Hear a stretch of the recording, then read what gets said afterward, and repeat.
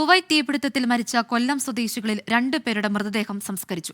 ശൂരനാട് വയ്യാങ്കര സ്വദേശി ഷമീറിന്റെയും സുമേഷ് സുന്ദറിന്റെയും മൃതദേഹങ്ങളാണ് സംസ്കരിച്ചത്.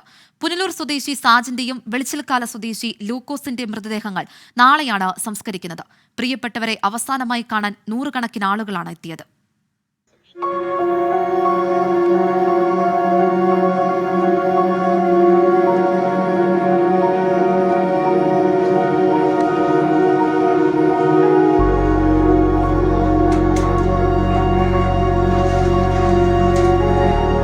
പ്രതിസന്ധികൾ ജീവിതത്തിലേക്ക് പ്രളയം പോലെ ഒഴുകിയെത്തിയപ്പോഴാണ് പ്രവാസ ലോകത്തേക്ക് സുമേഷ് സുന്ദരൻ ചേക്കേറുന്നത്.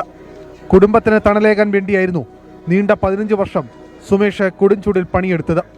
പ്രതീക്ഷകളും സ്വപ്നങ്ങളും ബാക്കിയാക്കി സുമേഷിന്റെ ചേതനയേറ്റ ശരീരം വീട്ടിലേക്ക് എത്തിയപ്പോൾ ആർക്കും സങ്കടമടക്കാനായില്ല. സുമേഷിന്റെ ഏകമകൾ 7 വയസ്സുകാരി അവനിക സുമേഷിന് യാത്രാമൊഴി ചൊല്ലിയപ്പോൾ ഒരു നാട് ഒന്നാകെ തേങ്ങി.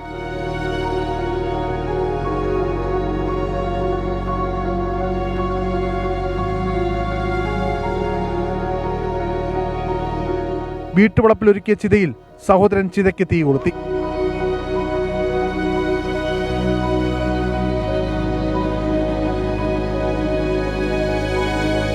ശൂരനാട് വയ്യാങ്കര സ്വദേശി ഷമീറിന്റെ മൃതദേഹം വീട്ടിലെത്തിച്ച ശേഷം താമരക്കുളം ജുമാ മസ്ജിദ് ഖബർസ്ഥാനിൽ കബറടക്കി.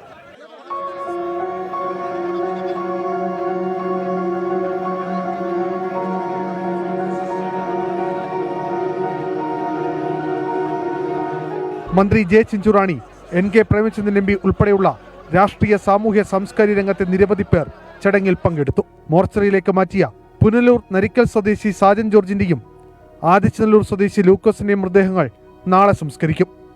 അരുൺ രാജ്, 24 കൊല്ലം. ലോകത്തെവിടെയായാലും ഏത് സമയത്തും 24 വാർത്തകളും ഓഗ്മെന്റഡ് റിയാലിറ്റി പാക്കേജുകളും എക്സ്പ്ലെയിനറുകളും വിശദമായി കാണാൻ ഞങ്ങളുടെ YouTube ചാനൽ നിങ്ങൾക്ക് സബ്സ്ക്രൈബ് ചെയ്യാം.